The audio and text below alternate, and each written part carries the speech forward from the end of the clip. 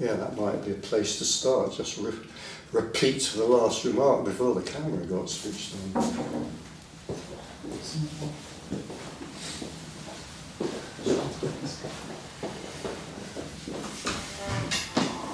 Whether we come on time, or we come late, or we don't come at all, makes no difference whatsoever, because there's nothing to be got from this meeting. And those of you who've heard me before will immediately maybe recognise that when I say there's nothing to be got from this meeting, I am in a way making a pun, or at least an ambiguity. You know, there's nothing to be got from this meeting in the usual way, in the sense that you know, can usually be taken. Nobody can gain anything from coming to a meeting like this. But then there is also the possibility of getting nothing from this meeting in a way I'm going to suggest, and I'm probably going to talk about to some extent, that nothing is what we're here for. Not we're here for nothing, but nothing is what we're here for. Because if what we're talking about, if non-duality is seen, then part of that seeing is the seeing of nothing, is the seeing of emptiness, as it's sometimes called, or often called. So I could start with the nothing, I could start with the negation, I suppose, you know, by saying, what is there nothing of? Well, there's no time, there's no space. Essentially, and much more importantly, there's no person. So there's no one sitting here. There's no one who's come to a talk on non-duality this afternoon. There's no one who left a house, which in any case never existed, and made a non-existent journey to a place apparently called Hampstead to sit here. So there's no one. That's half of what we're talking about here. That's exactly half of what we're talking about. If the phrase seeing non-duality means anything, and there are many people out there who would seriously argue that it doesn't mean anything, but let's have a go at it anyway. If the phrase seeing non-duality means anything, half of it is the possibility of seeing that there is no one. In other words, what appears to be sitting here, a particularly handsome, charming, intellectually gifted, humorous speaker on non-duality, or whatever it might be, you know, what appears to be sitting here, what appears to be sitting there, you know, particularly discerning members of an audience who have chosen to come to this fantastic event today, what appears to be sitting there is actually emptiness. Emptiness here and emptiness there. And when there is a speaking of the possibility of a seeing of non-duality, which is a misleading phrase, but nevertheless we'll go for it. When there's the possibility of the seeing of non-duality, part of that is the seeing of emptiness, the seeing of nothing. And by emptiness, I'm going to say by emptiness what I mean is seeing that there's emptiness here and there's emptiness there. But of course, you're probably going to be ahead of me on this one. If there's emptiness here and there's emptiness there, then they're the same, so there is no here or there. So part of the negation that we're talking about is the negation of space. Oh my God, the negation of space. No space. I'll just throw in for good measure here, no time. The seeing that there's no time, the seeing that there's no space, the seeing that there is, I'm going to say at the moment, only emptiness, but there's going to be a very major qualification coming along.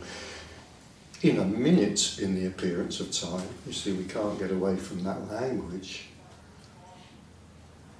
So, emptiness, nothing, no thing, no person, no time, no space. That's part of what we're talking about here. And the other part of what we're talking about here is the possibility of seeing, of noticing that nothing, that no one, that no time, that no space is absolutely blooming full. It's also absolutely full. So we're talking about the It's the impossible phrase of full emptiness. What I'm suggesting is that the seeing of non-duality, whatever the hell else that might mean, means the seeing that there is only full emptiness. There's only emptiness, and it's full.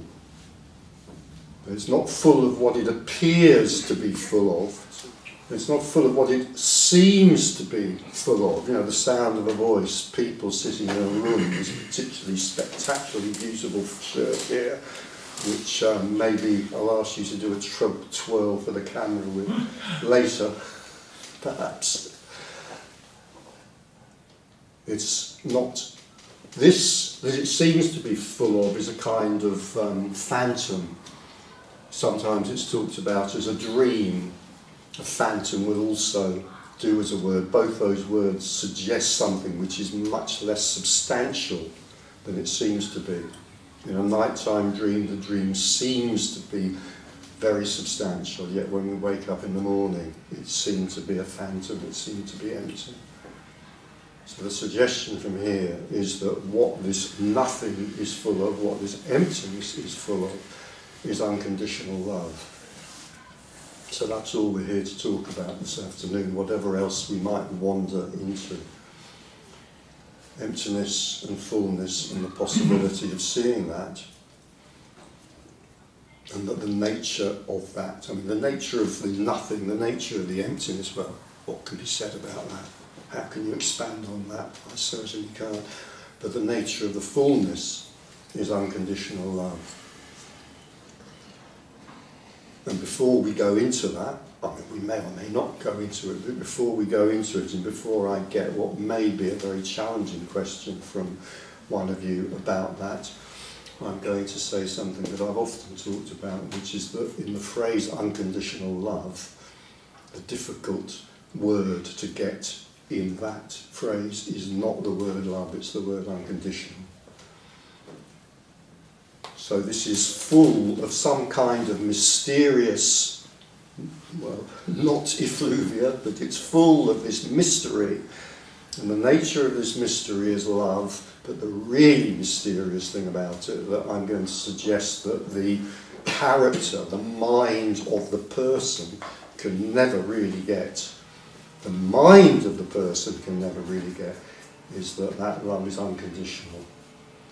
And the reason the mind of the person can never get it is because the mind and the person always live in a state of conditionality. In other words, to the person, love is differentiated from that which is not loved. Love is differentiated from that which is, for example, disliked or even hated. So the idea of unconditional love, we might come on to this more later, the idea of unconditional love is a kind of anathema to the mind of the person. But the suggestion from here, nevertheless, is that the possibility is that the person collapses and then the nature of this as unconditional love is simply seen. But it's the word unconditional that's a difficult word, because unconditional really does mean what it says. It means it excludes nothing. It excludes not one thing. And the mind works by differentiating between, for example, love and hate. For example, that which I include in my love and that which I exclude from my love. So, the suggestion here once more, I don't know why I'm emphasising this so much, it just seems to be important right now, is that although the mind can never live in, be in a state of, understand unconditional love, nevertheless it can be seen that that's what this is. This is an outpouring from emptiness of unconditional love. The movement of the foot there was unconditional love. The closed eyes there are an expression of unconditional love. The shirt there is especially and particularly an expression of unconditional love.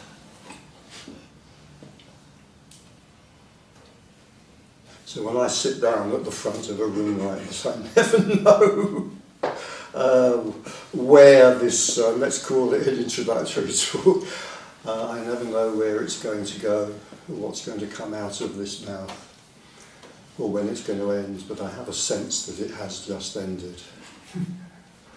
So there are various possibilities now, which the most obvious is we can talk about this. Questions and answer and discussion and ideas and other possibilities. We can sit here in silence. There are all sorts of other possibilities which are kind of much less likely. So let's just see what happens now. I think that's enough though as an introduction to this.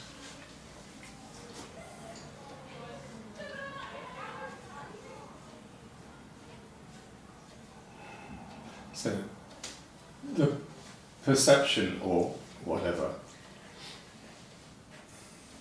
of unconditional love must also be unconditional love. There's no other thing to perceive. Yeah, that's, yeah. Unconditional love being perceived by itself when the person isn't there getting in the way. Yeah, the problem with the person, with all its likes and dislikes and character traits and barnacles, is it just gets in the way. Yeah. I'm speaking a bit carelessly when I say the trouble with it, because that implies there's something wrong with that. There's nothing wrong with it. It's just how things are. In October it rains, there's nothing wrong with that, it's just how things are. The solidity of the person somehow blocks out the view of unconditional love. It's just how things are. Yeah. And in the meantime, maybe come to no conclusions. In the meantime... Well, if it isn't seen, yes. or would appear not to be seen, anything works. Avoid conclusions. Avoid conclusions? Yes, come to no conclusion. Well, yeah. Because it's a question. Yeah. Well, the mind will do whatever it does. Yeah. And the mind will get hold of ideas about what's a good or a bad thing to do. So the mind might, for example, get hold of the idea, okay, I don't understand this, so until I understand it, avoid conclusions. It's just the mind. It makes no difference, of course not. No, the mind might equally decide, I don't understand this, so I think I'll go and eat a bowl of porridge. Yeah. Again, it makes no difference, except that porridge may be eaten. Yeah. So the mind, in other words, will always kind of go on doing its sort of sweet old thing, and sometimes it doesn't seem that sweet, I know that. Yeah. Yeah. The mind kind of meanders on, and a lot of the time, if we become kind of self-conscious spiritual seekers or whatever we might think of that, then the mind will say, follow me and I will get you there. Yeah.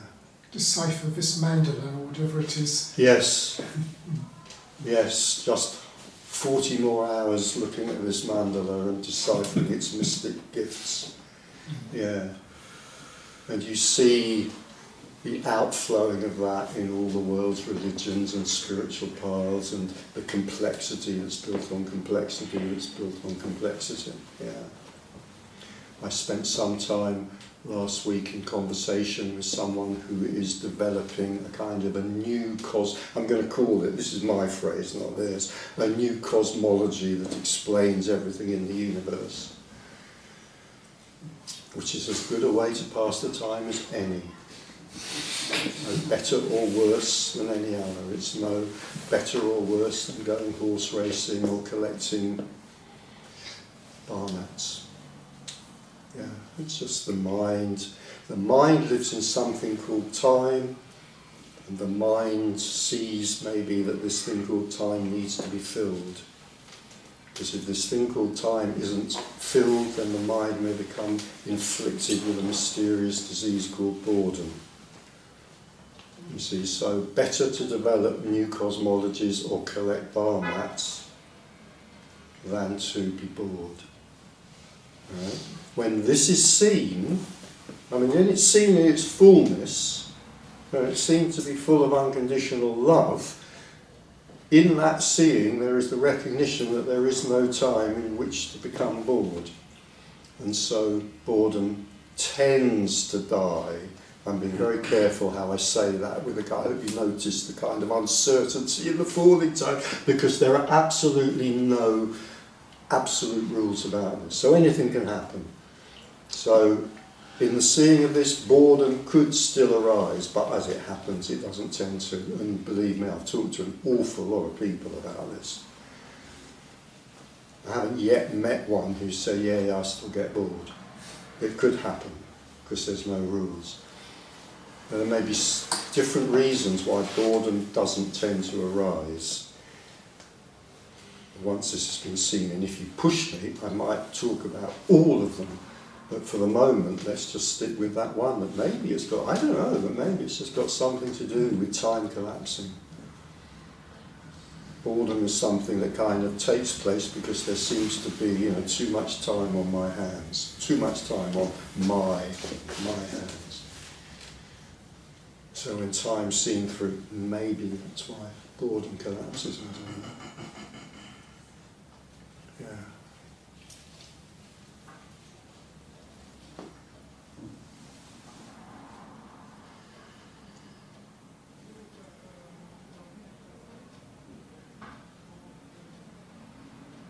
Yeah, when it comes to boredom, it seems like there's something that's wrong. Yeah. Like there's something that has to be done, and it's like the mind thinks that there's a problem. Yeah. And when you see that there's nothing wrong and that everything's here, there's just full appreciation. Yeah.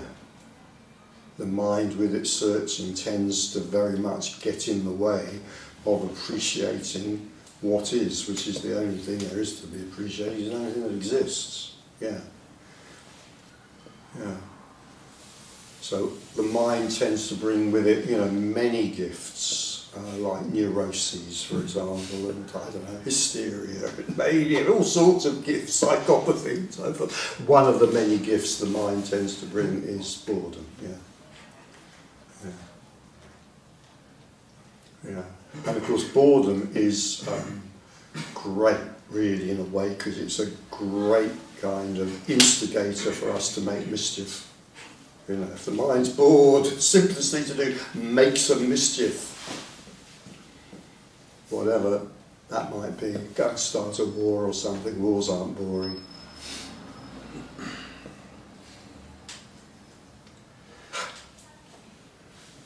Invade a small country, I don't know. Sell some cryptocurrency, I mean, whatever. I don't know where that one came from. No, everything, pretty much a lot of things that people do, like, it does come out of some urge of wanting to do something. Yeah, and I'm not good enough. This isn't good enough.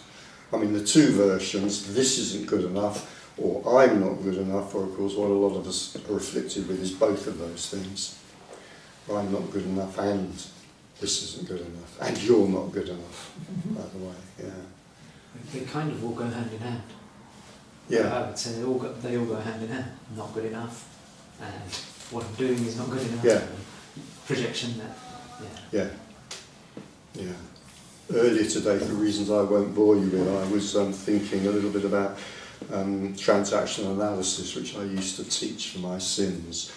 And some of the most basic statements in transactional analysis, or the recognition of the most basic statements that we make about ourselves and other people is, I'm no good, and guess what, you're no good. It can be, I'm no good, and you are. You're okay, I'm not okay, but... And it seems like from like you know, that basic feeling of being wrong. That a lot of activity is self-regulation, doing activities that kind of make or you know receive validation. Yeah. Yeah, filling the void, filling the dark emptiness inside, filling the void and yeah, seeking validation. For what reason to fill the void? Yeah, yeah, absolutely. Yeah, it's a kind of real paradox, isn't it? That when this is full of personhood and so forth, then it often feels empty, but not in a good way. Because I've been talking about the emptiness, which is a full emptiness. But, yeah, when this seems to be full of personhood and character and striving and so forth, it tends to feel existentially empty, let's say. So don't people lose themselves in activities? Yeah, Yeah. So it's you can, great. So you can lose yourself. Yeah. Can't you? Yeah. Yeah. Activity. Yeah. Yeah, I seriously kind of suspect that if it was always, you know, we're kind of talking here, you know, about the kind of darks. I mean, there's a lot of dark sides of being a person, but we're talking here about the dark side of being a person, if you like. If it was always like that, oh, I don't know, God knows how many of us would still be around. So, of course, yeah, there's all sorts of ways in which we can find relief, and some of that relief can be very rich as well. Yeah, absolutely. And then we might talk about losing ourselves in the things we love, whatever it might be. Yeah. Yeah. I have become extremely lazy since boredom fell away, since good child. I'm just sitting all day and doing nothing because I feel like I don't need to. I feel full and complete. But the mind keeps thinking this is not the right way to live a life. Obviously, it's not very sustainable. So do you have anything to say on this? Well, let's leave the it's not really sustainable out of the way first. We can come back to that if we want to, because that's a different kind of thing. But otherwise, what you're saying, well, firstly, I recognise it as it's quite a common thing that happens. And what this wants to say is that sounds wonderful. Yeah, it feels wonderful too. Yeah, there's a kind of loss of, I mean, if this doesn't sound right to you, tell me, but there's a kind of loss of motivation for the kind of, let's say, you know, the usual things in the world that motivates us. There can be a loss of that because there's no longer a need to fill ourselves up with that kind of stuff, because there's a recognition that things are, you know, things are okay as they are. Does that kind of sound right? Yeah. Yeah, absolutely. So then is there in any way a problem with that? Well, I've been finding that I'm not so much interested in my job anymore, and it might happen that I can lose it. I can lose the ability to do any kind of work because I don't feel like doing anything. Yeah. Because I'm happy without doing anything. Yeah. And I might not be able to earn a living without a job. And what's happened so far? Nothing. It's going well, but It's going well, but there may be a problem in the future, but there may not be. So the mind kind of wants to create a sort of, there's something about this imaginary thing called the future, where this, what sounds like quite a blessed state, may become a problem. what happened in fact is that I got in a position where I can earn the same without working as much as previously. So That sounds truly terrible. it sounds like it is good, but it doesn't feel sustainable. I mean, Yeah. what happens if I will have to work hard again, which is very probable. Yeah. I have no idea, but something will happen, you know. But this is the kind of the mind, I mean, this is the mind stuff, isn't it? You know, I need to worry about the future. And I particularly need to worry about the future if everything's going well. Particularly, because if everything's going well, it's likely to go off the edge of a cliff or downhill. You see, if everything's really terrible and going badly, I don't need to worry about the future because maybe things will improve. But as long as everything's lovely now, you see the way, yeah, it's just mind, you know, mind stuff.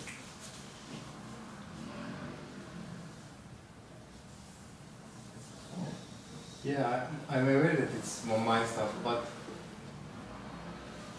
it still feels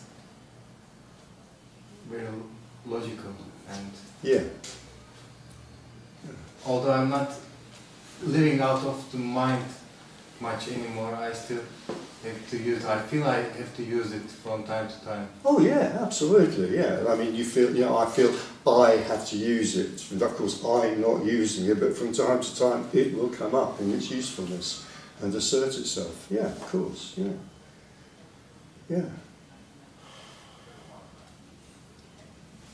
The very very first talk I ever gave about non-duality, somebody said, from the audience, they said, it sounds like if this happened to me, it would be terrible, you know, because, you know, I wouldn't get up and go to work the next day. And I said, well, you know, do you live in a house? I said, yeah, I live in a house. Do you like living in a house? Yeah, I like living in a house. Or would you rather live in a ditch? I said, no, I don't want to live in a ditch, I'd rather live in a house. Well, in that case, you'll probably get up the next day and go to work.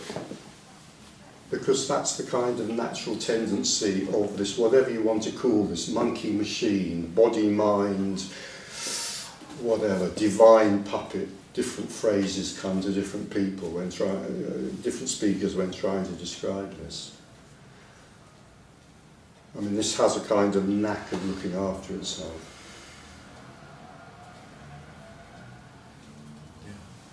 It's very unlikely that that divine puppet will just go, no, to hell with it all, I'm just going to kind of sit here and get cold and starve.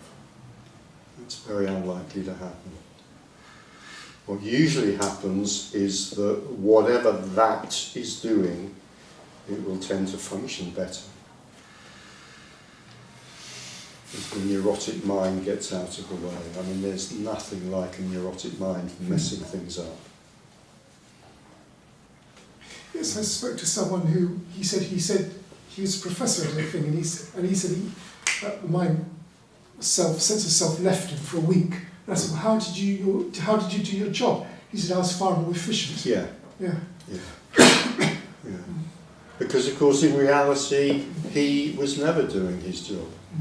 It was happening. You know, in reality you were never motivating yourself to whatever it was. It was always just happening. But it seems that somehow I have to do it. It seems that you have to do it. No. Does it still seem the same way to you? Like you have to do when you don't analyze it in the flow of the daily life? Does it still feel like you for you? Can you say that last bit again? Didn't quite get it. You said it feels like you have to do something while it happens all by itself, right? Yeah. So is it still the same way for you after so many years in non-duality? Do you still have that feeling of you are doing things when? It can be either. It can be either. You know, so a lot of the time there's just stuff happening, or there can be an apparent decision made. I mean, we haven't come on to free will yet, and I don't know whether to pray that we do or pray that we don't. But, we may get to free will, we'll see.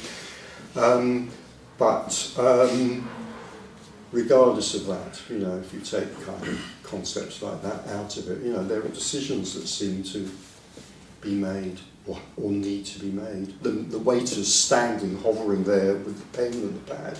Will it be the fish or the meat? And a decision is made.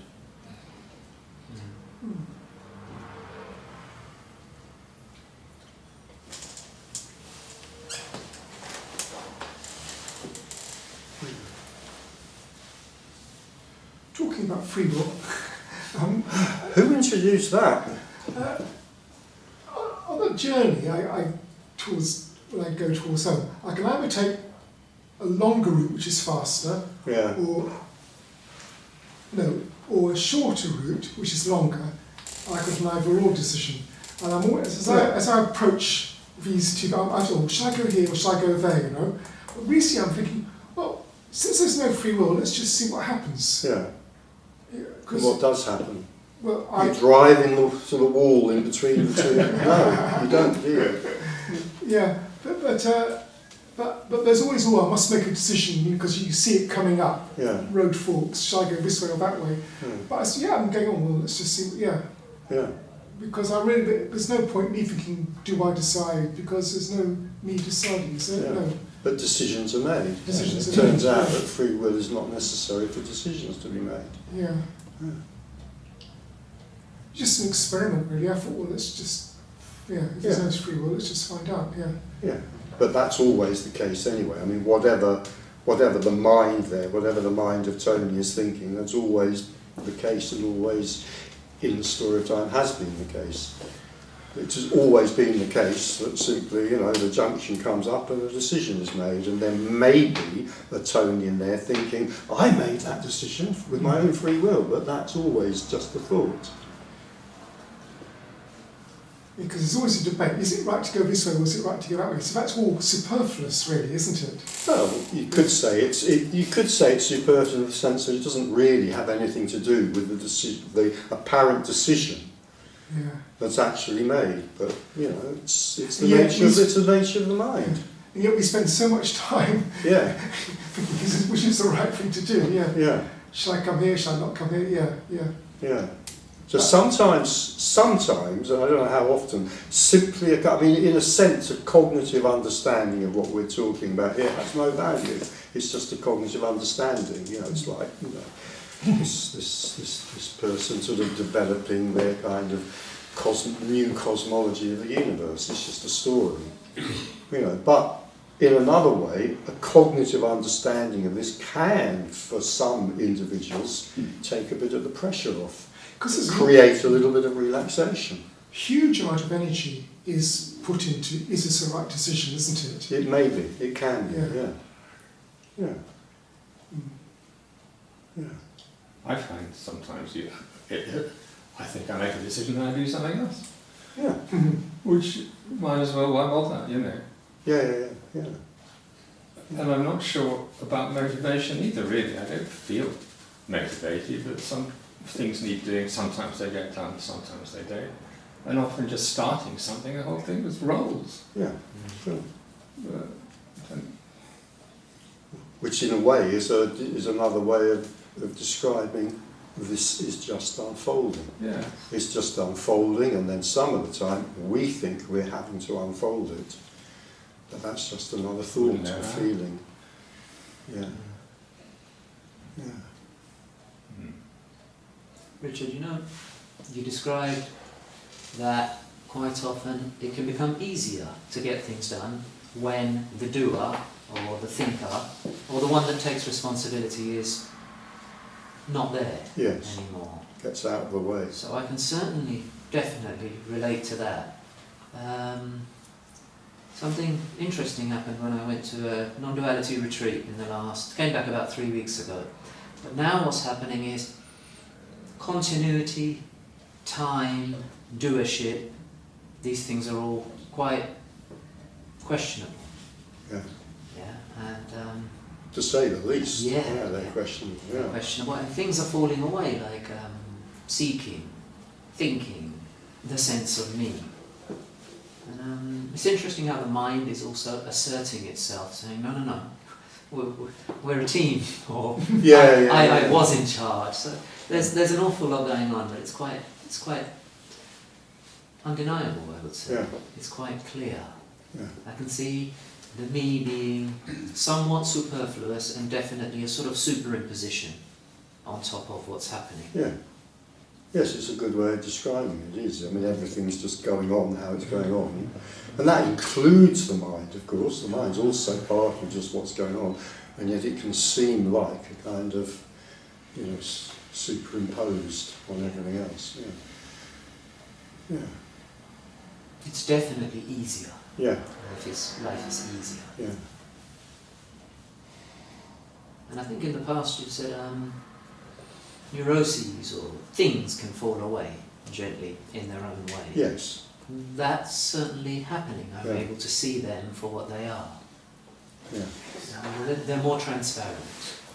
It's quite likely that at least some, and possibly a lot, or maybe even all, neuroses will Yeah. fall away Yeah. when this is seen, yeah.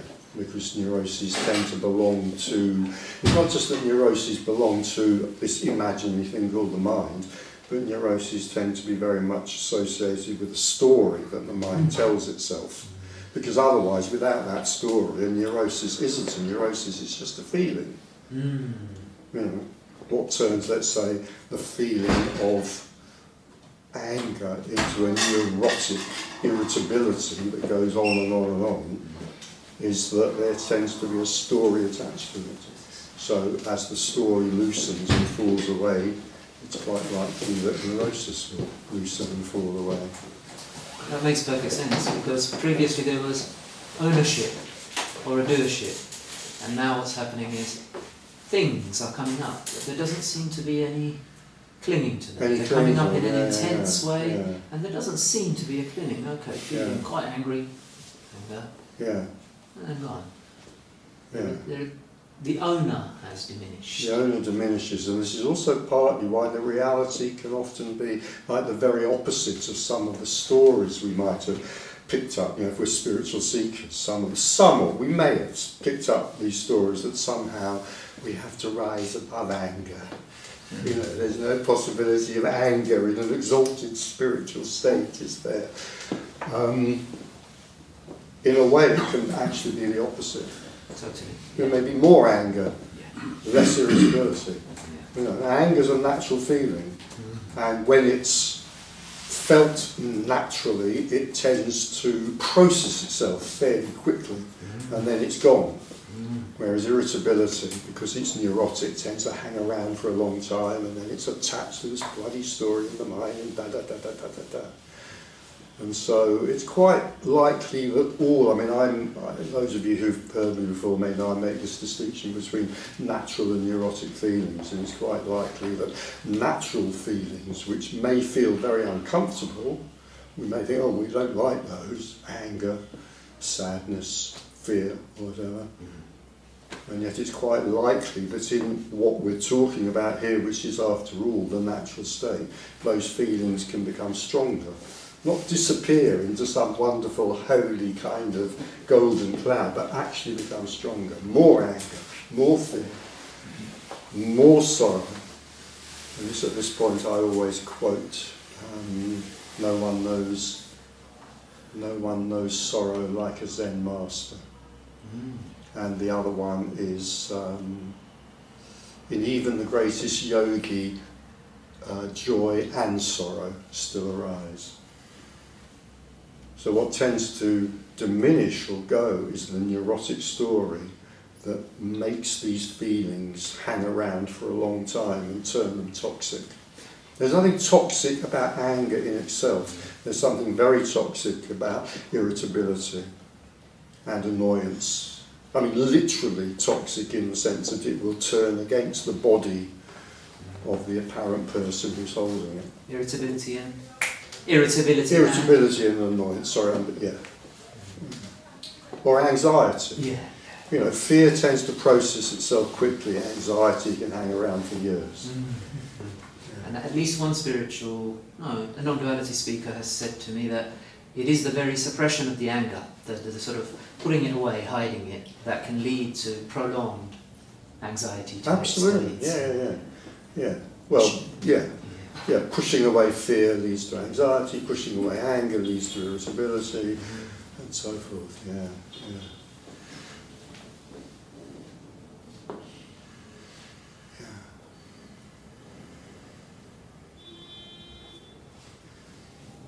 find it a lot easier to receive therapeutic advice now. I think previously, before becoming aware of non-duality, that they would come like, you know, some kind, almost a worshipping of whatever the advice was, like a sort of clinging to it. And now it's just quite interesting, really, like the advice that you could receive from, you know, anyone, like online or whatever you read. Like psychology is just another thing that you might experience, but you don't have a clinging to it anymore. You used the word worshipping, Yes, didn't you? yes. Of the one who's giving. Well, no, not of the well, okay, that's a funny word to use, but I think maybe the concept of whatever they're saying, like, you know, from the position of a person, like, psychology would be like you're defining characteristics, Yeah. but since the falling away of the person, now the person is a thing that's separate. Yeah. Yeah. Okay. Yeah. Yeah. So you're not the person. The person is there,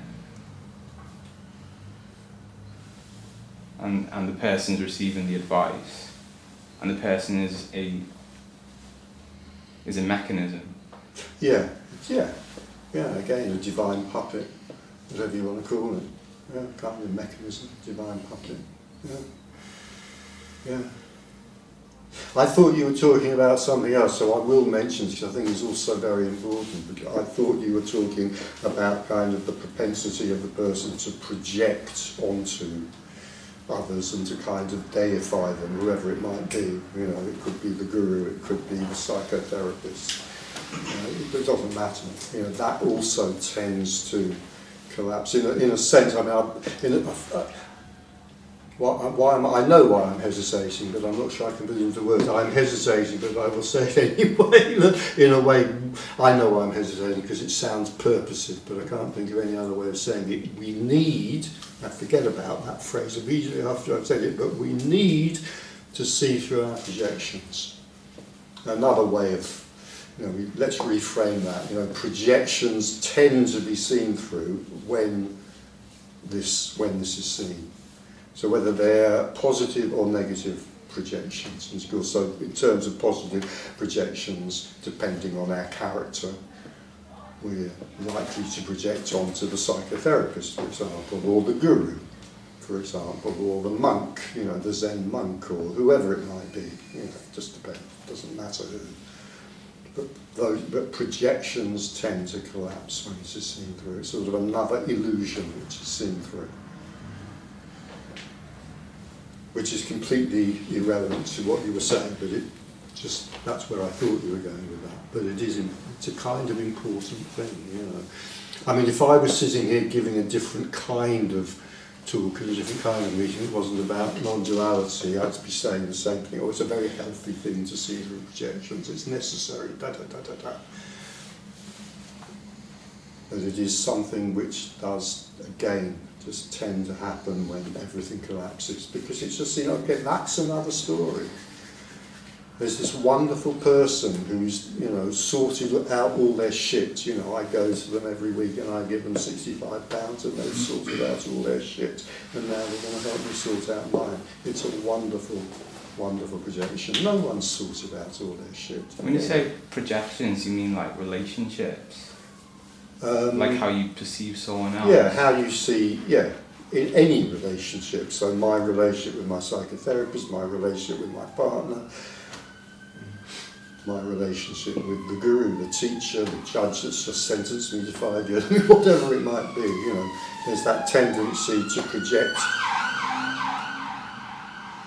both positively and negatively into all sorts of people. It's part of the illusion that tends to collapse. But from a psychological point of view, It's also very, you know, it's something, it's more than healthy, it's something that kind of needs to happen. I mean, until it happens, we are kind of lost in this. We're really lost in this, as long as we're still putting big projections onto others. Isn't this idea of need enough projection? Who is the one that says you need to do something? Oh, well, absolutely. The one sitting at the front here actually is talking rather carelessly, you know. Yeah.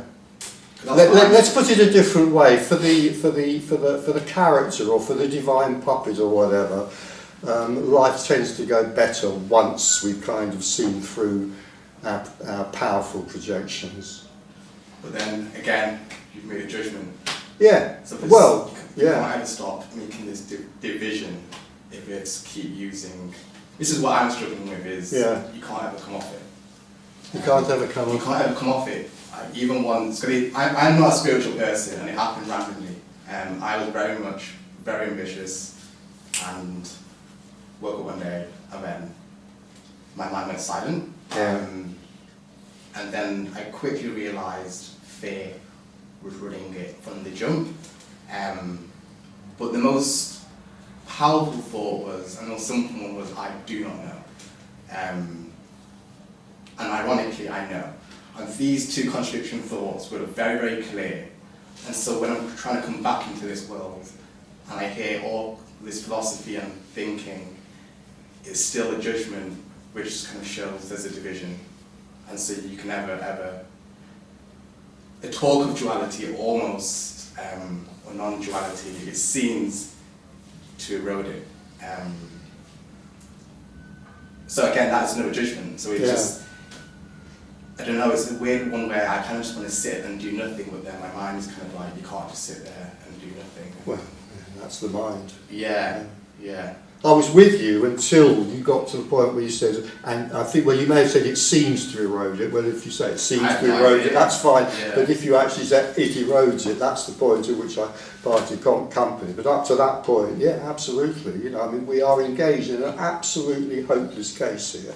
We're talking about something which can't be talked about. Every word we say about it is misleading. All the ideas we're exchanging are misleading, and yet somehow there's something which attracts some of us to doing this, even though it's completely hopeless. But I would say nothing can erode this. I mean, this is, it just is, nothing can erode it. Yeah. Erode. Erode, I thought, yes, I think you said erode it, yeah. Yeah. But yeah, there was a clinging, but now I'm not starting to kind of demonise it. I think at first I was kind of like, oh, you need to let go. Let go what? Precisely. And it's kind of just these constant stories, which I kind of now kind of like, and I kind of want more of. But they're getting less and less and less. What kind of stories? Any story of like, I need this to make me happy, I need this to do that, I need to be healthy, I need to get bigger, because it feels like I'm the lights person on the play, and I'm not on the stage, I'm not the audience, but I'm kind of just the person who does lights, who sees what's going on, but's not really engaged, and I'd rather be engaged. Because you're not getting out of the theatre regardless. And it's that type of kind of tension that I'm very much battling with, so to speak. What stops the engagement?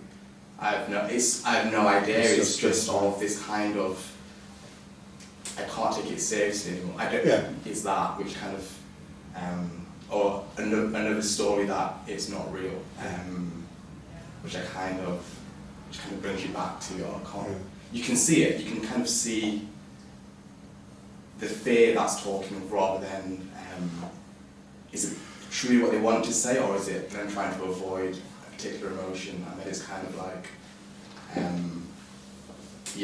that. Well, I can't take it seriously anymore is an incredibly common characteristic of this. Incredibly common. And then for some apparent people, Well, it's just a kind of throwing themselves back into this, but without taking it seriously, which can be absolutely delightful. And for others, there can be more of a kind of withdrawal, none of which is willed. It may seem to be willed, but none of which is willed. It's all again back to that thing, well, that's what's happening, you know. So if there's a kind of, I can't take it seriously, and a sort of withdrawal, then that's what's happening. Or I can't take it seriously, but I'm diving into it, and that's what's happening. Always that's what's happening, except in dreamless sleep, because in dreamless sleep nothing's happening.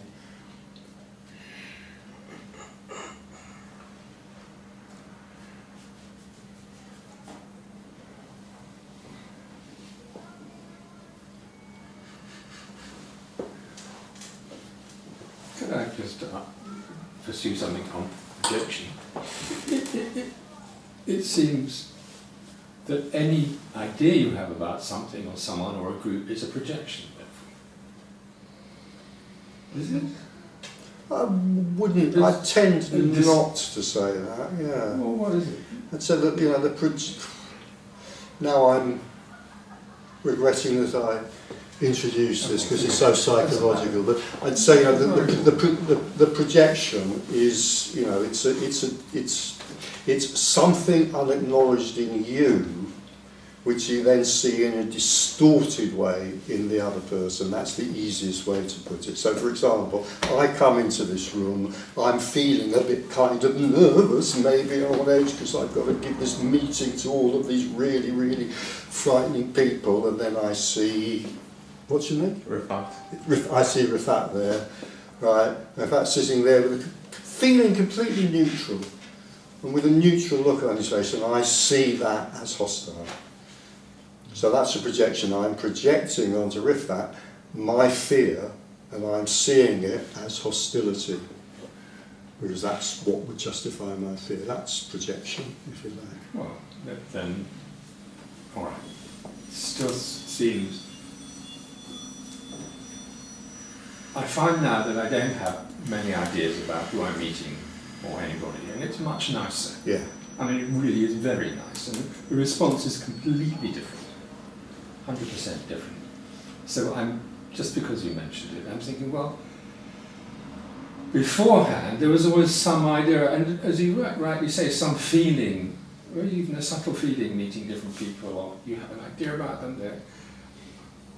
But it's not really about them, because it's mind reading. Yeah. It's madness. Yeah. That's what I'm saying. Yeah. That's what I'm trying to say. Yeah. Really. And for those of us in this room who have been spiritual seekers, or maybe is that just me, those of us who have been spiritual seekers, of course, one of the major projections we probably made is the kind of, you know, the positive one, which is, you know, I come into the room and sit there, That's true, yeah. Rifat's sitting here, and I go, That's right. it is the Holy One, you know, which is the Absolutely. reverse from, why are you so angry? You know, yeah. So it's whenever we see in the other person something which is really an aspect of ourselves we haven't acknowledged. We could say with the Guru, oh, I need to be really careful with this phrase, I'm going to gloss it as soon as I've said it. We could say that with the Guru, or the Zen monk, or whoever it may be, what we're projecting onto them is our own magnificence that we are rejecting. Because I need to then gloss that immediately, yes. Because it's not our magnificence, it's just, you know, it's just this. We project onto them magnificence, which is our own. Well, we magnificence, project which onto, is that what you're saying? yeah, we project onto other people. Oh boy, am I regretting going down this path now, but we project onto other people anything that we reject in ourselves, anything. Reject Well, I ourselves. say we have a tendency to project onto other people anything that we tend to reject in ourselves, or anything we reject in ourselves.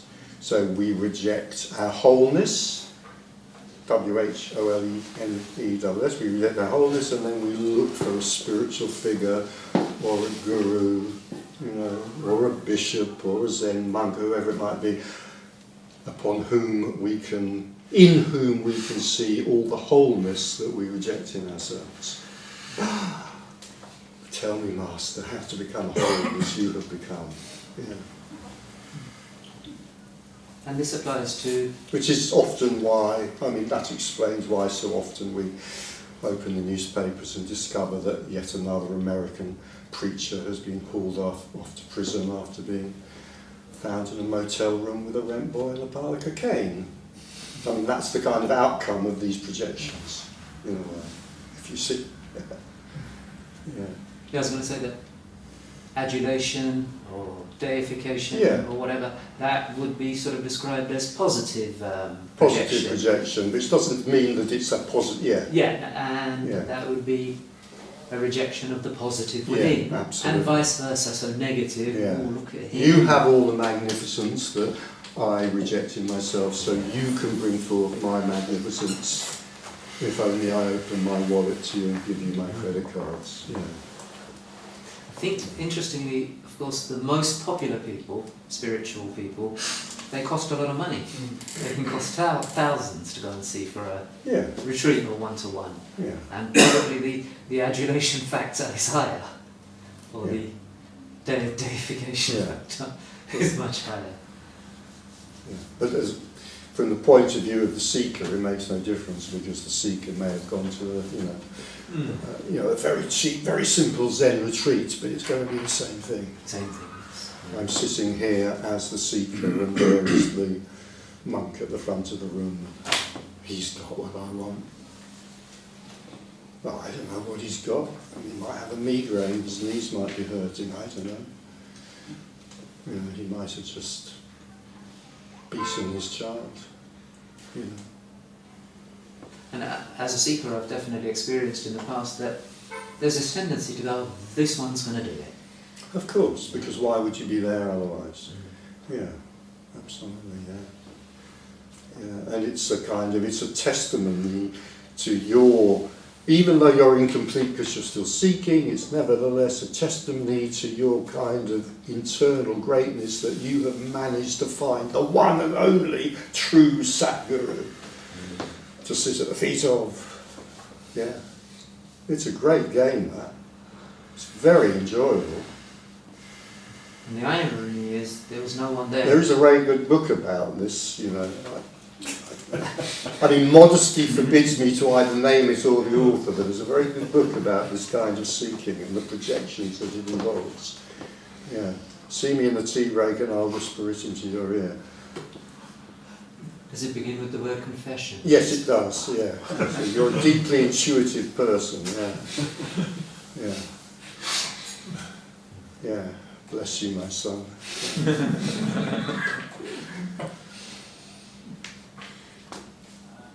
Richard, like those people chose to see those Zen masters, they don't have a choice, do they? They don't have?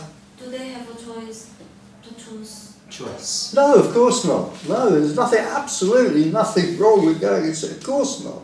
No, there's... So they could... I mean, on the level of entertainment, well, I was going to say on the level of entertainment, it would be great fun spending time with a Zen master, because it does tend to hurt your knees. But of course not. No, there's no choice about that. Yeah, so they went to see whoever they want, their master are, then people get to choose, like... Well, I mean, absolutely yes, except I'm going to slightly rephrase it. It's not that I don't get to choose the Zen master I go to see. It's that there is no me who chooses. Yeah. So that going to see the Zen master is just something that happens in the apparent life of this character. Yeah, of course, yeah. Yeah, for some reason it's confusing, because then they don't get a choice. Is what happens then to me, it's like there's nothing wrong with them. No, absolutely there's nothing wrong with it. Absolutely, yeah. It's all part of what, you know, the richness of, let's say, the appearance unfolding. Yeah. Yeah, but when you're criticizing what's happened, it it sounds like it's something wrong. Oh, yeah, which is also, yes, it's, yeah, and great fun as well, yeah. Yeah, that's what confused me. I listen to the non-dual talk. Yeah, That's really confusing to me. incredibly confusing. There's nothing wrong with confusion either. Yeah, and In fact, I would say it's all, I mean, confusion is almost, I wanted to say vital, but that's making it purposive, which is not what I mean. Confusion is, no, not vital, but inevitable. Okay. Oh. Okay. Now it's causing a lot of confusion. Yeah. I'd say confusion is inevitable, except there do seem to be characters, people, actors, whatever you want to call them, where this has kind of always been sort of known, Yeah. you know, even when they were very young, and then maybe when they come to this, there isn't confusion, there's just recognition. But for most of us, I think, when there's a coming to this, there's either just confusion, in which case we probably go away again, or there's confusion and a kind of recognition, in which case, in spite of the confusion, we stay and we come back again and again. Yeah. I notice it's just how it pays out in the mind. Yeah. So I just leave it to pay. Yeah. I'm not engaging. Yeah. And like if I need some clarity, I just spoke to you and asked you about it. If you need some clarity, right, clarity. Like Yeah. I just did, I asked you, and yeah, it's better. Yeah. Yeah, it's better now. Yeah. It's just what happened. When this mind first started coming across this communication, it became highly activated and just asked question after question after question. Like in meetings like this, I could, you know, well, I could certainly feel, and I think sometimes actually hear the audience groaning around me as I asked yet another question after question after question. And eventually it just kind of wore itself out. Yeah. Didn't get the answers to satisfy it, because answers can't satisfy it. But it just got tired in the end and sort of gave up. Yeah. But it sometimes gets too confused that I don't even know what question to ask. Yeah. And there's nothing wrong with that. Yeah. Yeah. No, nothing wrong. Yeah. Yeah.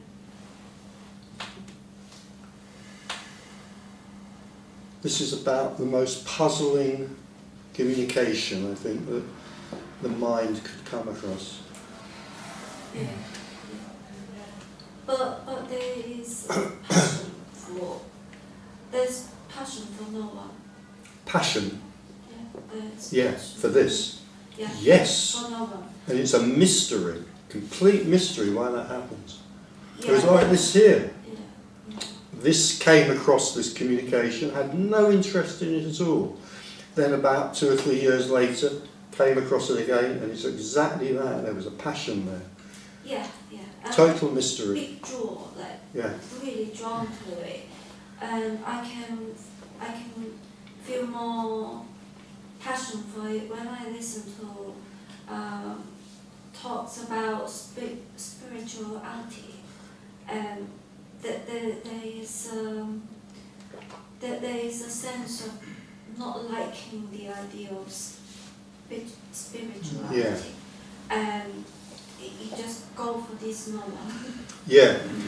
Were you ever attracted to, let me call them spiritual paths or spirituality? Were you ever attracted to that? No, No, okay. I don't have religious background. I'm still studying like accountancy, and I just, for some reason, I just been listening to non-duality, like the nobody talk, like not to, for about 3 years. Yeah. And I listen to it when I have time. Not all the time, so. But at this point, I am getting very confused. Yeah. About how it's being taught. But a lot of time I just make it down to just happening. and trying not to argue with it too much. Yeah. With my own mind. Yeah, I mean, there's nothing wrong with arguing it, but not arguing with it is probably more peaceful, less tiring. Yeah. So, it just, to me, I have noticed, like, this belief previously hold really to the truth, falling away, and that sensation feels painful. Painful. Yeah, when there's belief falling away. Yeah, absolutely. Yeah. And I purposely choose to listen to no one, because then I don't get to believe anything. Yeah, well, belief's just belief. It's meaningless. It's just belief. Yeah. And if we've been cultured or whatever to hold beliefs very deeply, it can be extremely painful to be confronted with their unreality. Yeah. I can definitely relate to the hope idea of there's a narrative as well, which you see in the films of you can't lose hope. Hope on this massive pedestal. But it's one of those things of hope. Again, it's just one of those things of it's like the last ticket, which you don't really want to get away from. But then you don't have a choice. Because if it was up to me, I would definitely keep hope. Like I would keep it all. So it kind of feels like a sense of powerlessness. Like if I could believe in God, I would. It would definitely help. And it's just kind of like, all this kind of understand there is nowhere to get. So I kind of think when, let's say I might go to church and someone's trying to reach the promised land or enter the heavens of gates or become enlightened, it's almost like that demand is what's causing the suffering. It's kind of, there is nothing there to get to. Like what you were saying, the Zen master on the pedestal is exactly the same as the geezer who's working in Asda. There is no difference, and it's kind of like this hope that you're going to get somewhere is because you kind of don't like where the reality that you're actually in.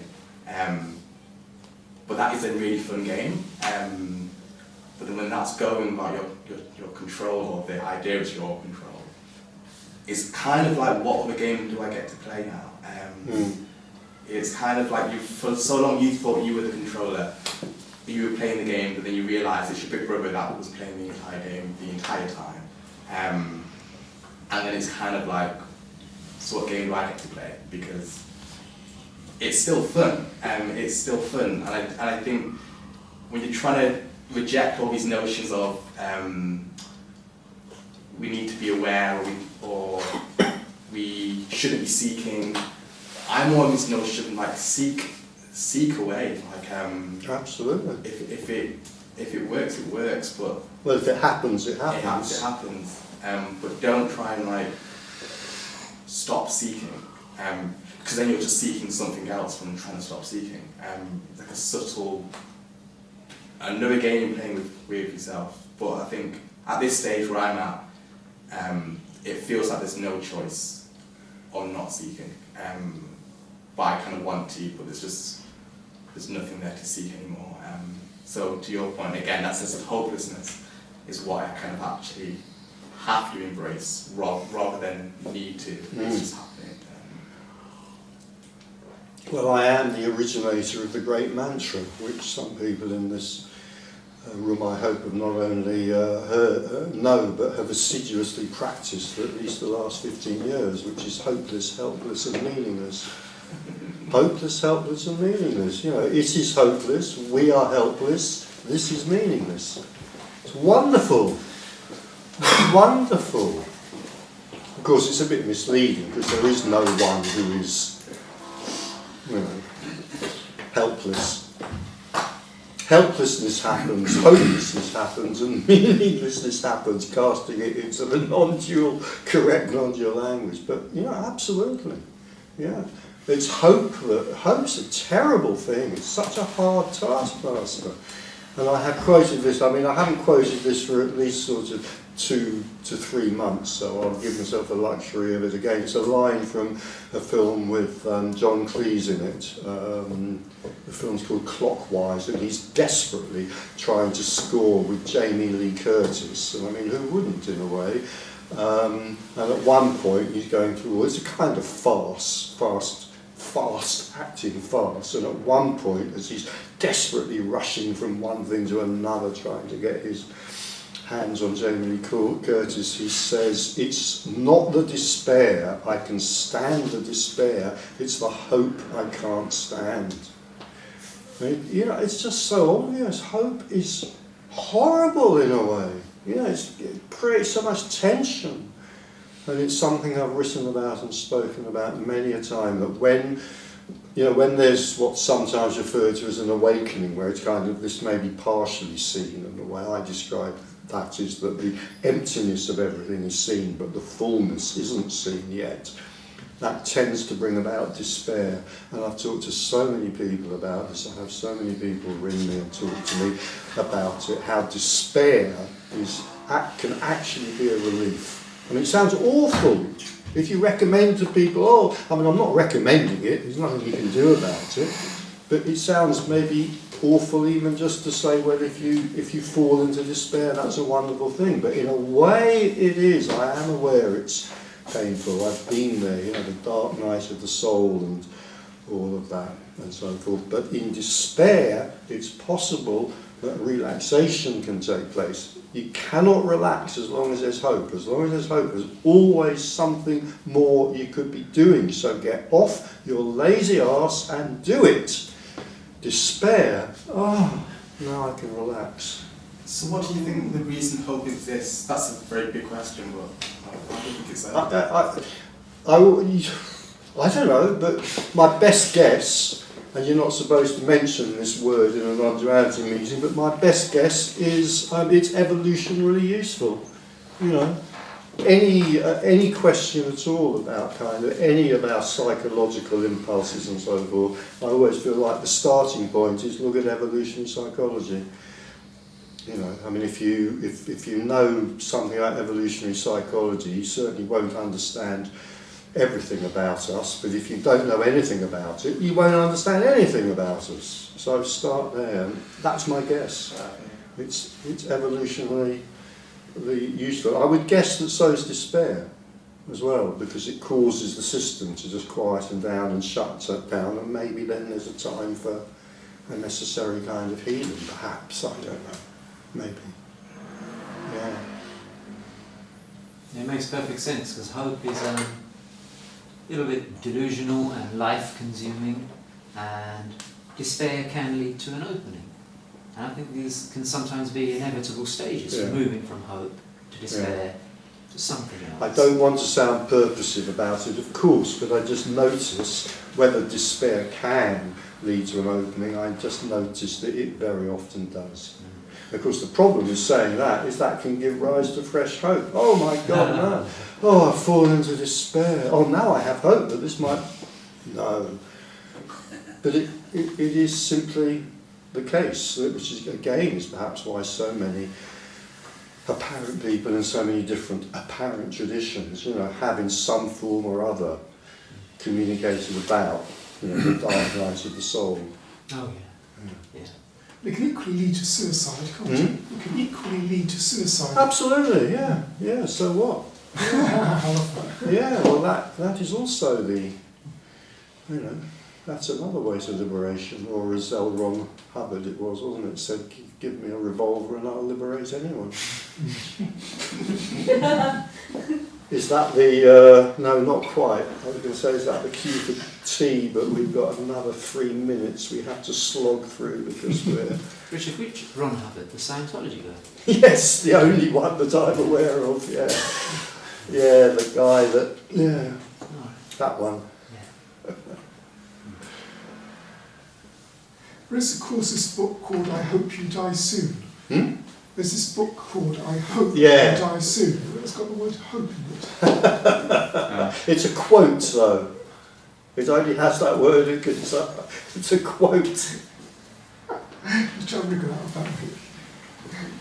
Why do you think there the seeing of the emptiness, but not the fullness. Yeah. Sometimes. I don't know.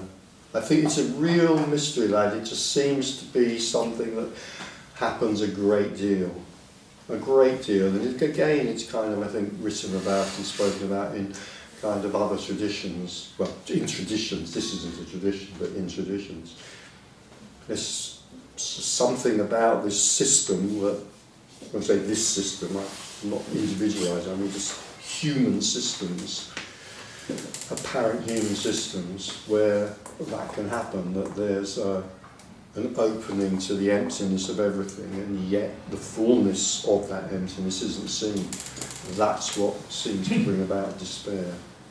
I mean, there are other things that can bring about despair as well, I realise that, you know, like whatever, the rejection of a proposal or something like that, but the kind of, I'm sort of talking about, I'm using this word a bit incautiously, I'm talking about kind of fundamental existential despair here, and that can be brought about by lots of things as well, but there's something about what we're talking about here where there are no stages and there's no one to go through them, but there's the appearance of someone who goes through a stage called despair. Why that should be is a mystery. It's like a partial opening to this, and the only way I can describe it, and I've talked to many people about this, is that it's the seeing that everything, all of this and this is empty. It's just empty. And in a way that is absolutely mind-blowing and magnificent and astonishing that it can bring about despair. And it's only the seeing that this is also full that seems to put an end to that despair. I think that's as good a place as any to have tea, and then we can come back to this again after tea if we want to. Yeah. So let us eat the biscuits of despair and drink the tea of hopelessness now.